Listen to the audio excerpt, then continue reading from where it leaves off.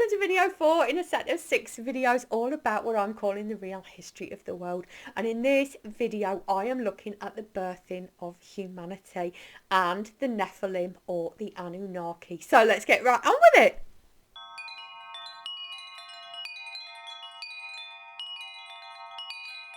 Let's get right on with the birthing of humanity. How did we get here? Well, it all starts with that 12th planet again, Marduk or Nibiru as it's been called. I'll write them as I say them because I probably butchered the pronunciations. Now, I have been given some suggestion of timelines here, but these seem to be very different from each other. I'm not going to be considering timelines here. You can find out more about the suggested timelines on my membership site on my website. If you go to starlightworkcircle.com and join my membership there, I will be discussing the possible timelines there. You can also get on my membership site early access to the videos. I'm aiming to put my videos out a week before they go on YouTube. So if you want to watch the early videos or you want to get the extended version, please go along and join my membership site there. Now, on this planet called Marduk or Nibiru, there's a race of beings. They've been called the Nephilim and they've also been referred to as the Anunnaki. Now, it's been suggested at some point that on this particular planet there was an atmospheric problem, and to solve this atmospheric problem they decided that they were going to put gold dust into the atmosphere to reflect the light or something along those lines. So the Nephilim decided they had to go and mine for gold. So they searched the solar system for a planet that had a lot of gold on it. Now, this is according to Sitchin, and we know that Zachariah Sitchin may have been compromised. I'm not completely convinced that the reason for the Nephilim searching for gold was the atmospheric problem. I believe this is more to do with the use of gold and silver in spiritual equipment, spiritual science, but I will be discussing this much later on in the series. It makes a lot of sense that if this history was inverted at this particular point, there is a particular reason for that, and that of course is the spiritual uses of gold and silver.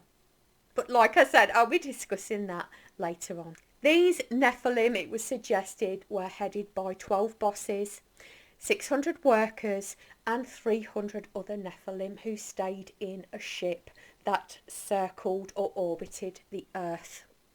It was suggested that these 12 bosses and 600 workers landed in what is modern day Iraq, and they started to build cities and gardens there. But for the gold, they were mining in Africa.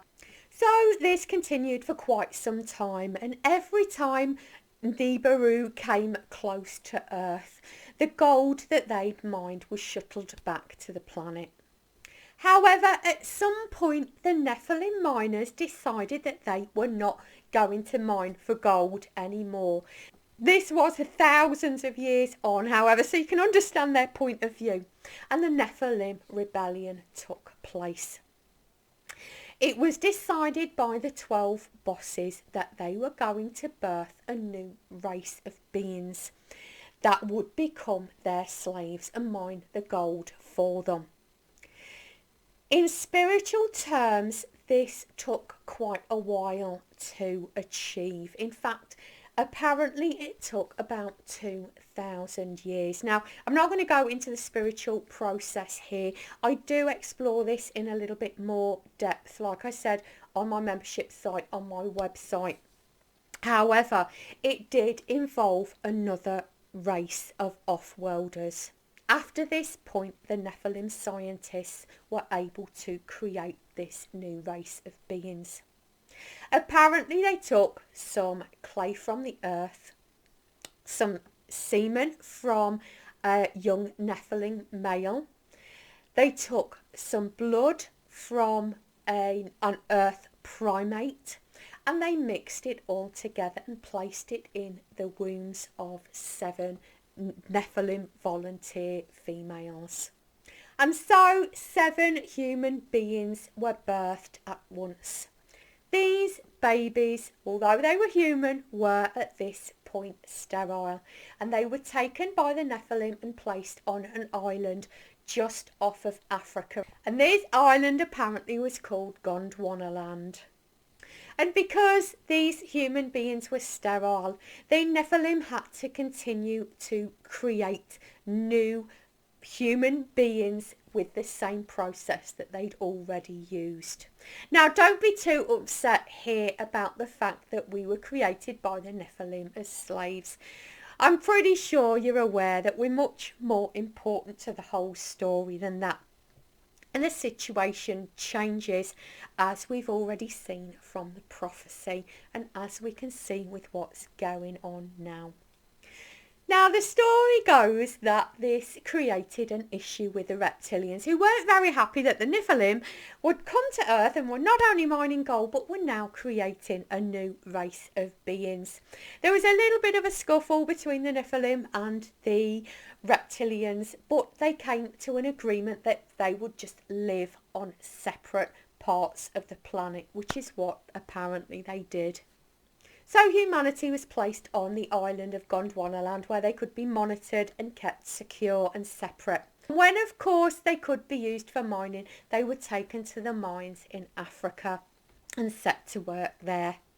Now, that's all I've got time for here. I'm going to continue what happens to humanity in the next video. I hope you found this helpful. I hope you found this insightful. And I hope you join me in the next video when I'll be looking at what happens to humanity next, because it only gets more interesting. Hope to see you there. Bye.